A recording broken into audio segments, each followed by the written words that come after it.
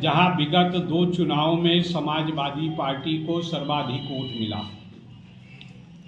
और उन बूथों पर वोट न पड़ने पावे, इसके लिए पुलिस दिन रात गश्त करने का काम कर रही है। दिन रात गश्त करने का काम कर रही है।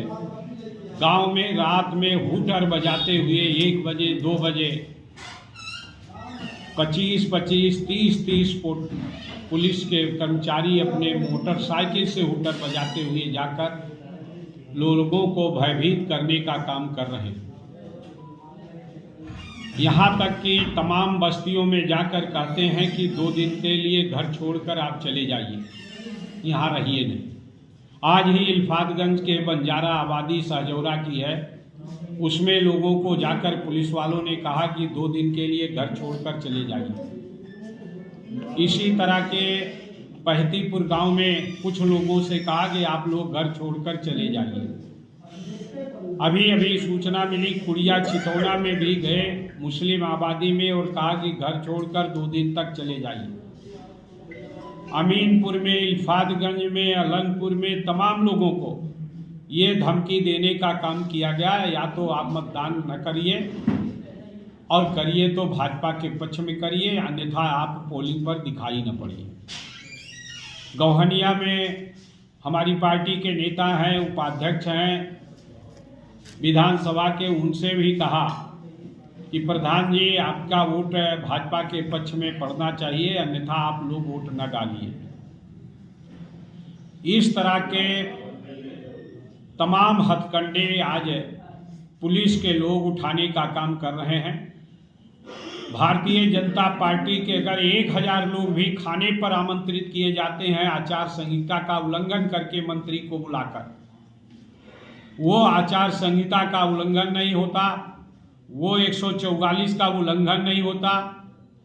और अगर हमारे लोग 15-20 की संख्या में इकट्ठा हो गए अपनी शिकायत करने के लिए, तो वो धारा 144 का हवाला देकर उनको धमकाने का काम किया जाता है। कहीं कहीं लाठी भी भाजने का काम किया गया। आज समाजवादी पार्टी के 425 बूथ प्रभारी, 8 जोन प्रभारी और लगभग सेक्टर 41 के सह प्रभारी, 47 प्रभारी और उनके सभी सह प्रभारियों को ये लाल रंग की पर्ची दी गई है। और पर्ची में तो जो लिखा है वो लिखा ही है। इसमें लिखा है कि आपकी शोहरत है कि आप लोगों को धमकाकर अपनी पार्टी के पक्ष में वोट डालने के लिए विवश कर रहे हैं और आप कोई घटना कारित न करिए। लेकिन उनको धमकी दी जा रही है कि आप बूथ पर दिखाई मत पड़ना। खनुआपुर गांव में गई पुलिस और उन्होंने कहा कि आप लोग वोट डालने मत आना। तो इस तरह से एक दहशत का वातावरण पुलिस के द्वारा, और आपको मैं ये भी संज्ञान में लाना चाहूँगा कि जैसे अलनपुर गांव है, वहाँ केवल एक मुस्लिम पक्ष ही की आबादी है, दूसरा कोई भी एक वोट भी नहीं है। और उसके बीच में भी वहाँ पर जाकर इस तरह का क्या अंदेशा है? जब सब एक साथ हैं तो वहाँ झगड़े का कोई अंदेशा नहीं है और वहाँ ही जा रहे हैं। जहाँ मिश्रित आबादी होती वहाँ जाते कि कोई बात ना होने पावे तो बात तो समझ में आती। जहाँ कोई दूसरा नहीं है वहाँ जाकर ये किस बात का करना चाहते हैं, क्या दिखाना चाहते हैं?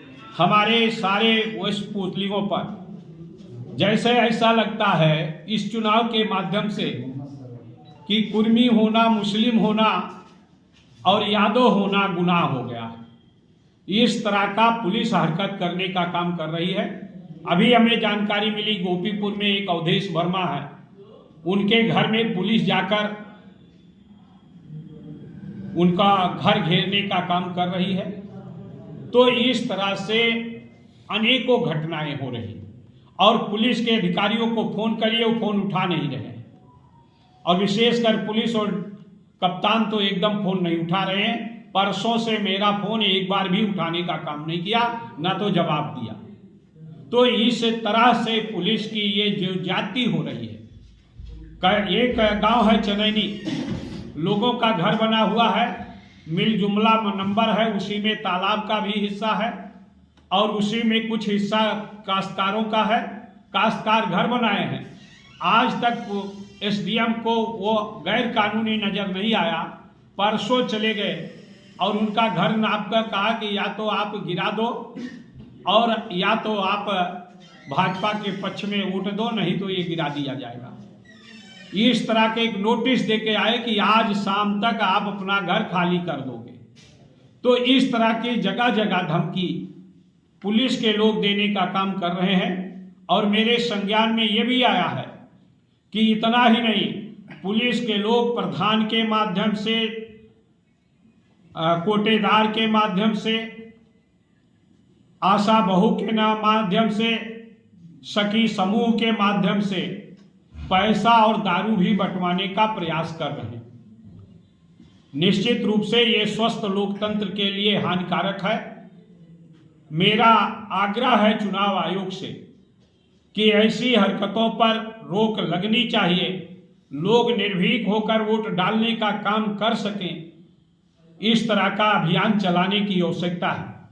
और मैं निश्चित रूप से जिला प्रशासन को मेरी चेतावनी भी है कि अगर एक भी वोट को रोकने का काम किया गया तो समाजवादी पार्टी का वर्कर चुप नहीं बैठेगा। और मैं